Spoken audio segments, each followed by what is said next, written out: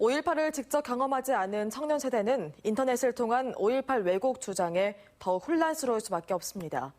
젊은 세대는 5.18을 어떻게 기억하고 있고 정신 계승을 위해선 무엇이 필요하다고 생각하는지 우종훈 기자가 들어봤습니다.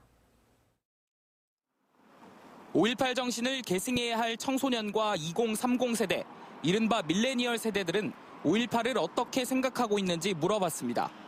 이틀간 70여 명에게 물어본 결과 밀레니얼 세대 중 5.18을 모른다고 답한 사람은 없었습니다.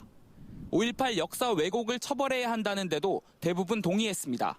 역사적으로도 꼭 기억해야 할 순간이라고 생각하고 청소년들이 5.18을 기억하기 위해서 만들어가는 레드페스타라는 행사가 있는데 그 행사도 빠짐없이 참석하고 있습니다. 실제 5.18 기념재단의 조사에 따르면 밀레니얼 세대는 5.18의 가치를 잘 이해하고 있었습니다.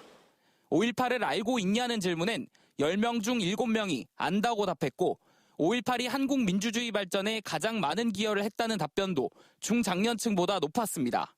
하지만 5.18 특별법 등 구체적인 내용을 묻는 질문엔 모른다는 답변이 다른 세대보다 많았습니다.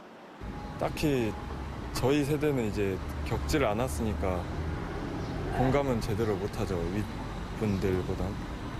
밀레니얼 세대는 5.18과 관련된 정보를 유튜브나 SNS로 주로 접하고 있었는데 5.18이 북한군 소행이라는 등 역사 왜곡과 비방이 심각하다는 의견도 꾸준히 증가하고 있었습니다. 원래 역사 왜곡이 좀 그렇잖아요.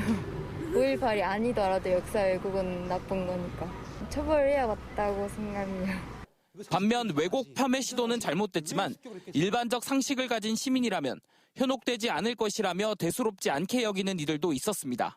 신경 안 쓰고 그냥 어차피 올바른 사람들은 올바른 생각만 하고 사니까 좋게 흘러간다고 생각하고 있습니다.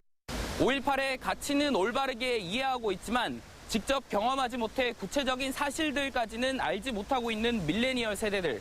젊은 세대들이 왜곡된 정보에 현혹되지 않도록 교육과 더불어 소위 잘 팔리는 콘텐츠에 대한 고민이 필요합니다. MBC 뉴스 우종훈입니다.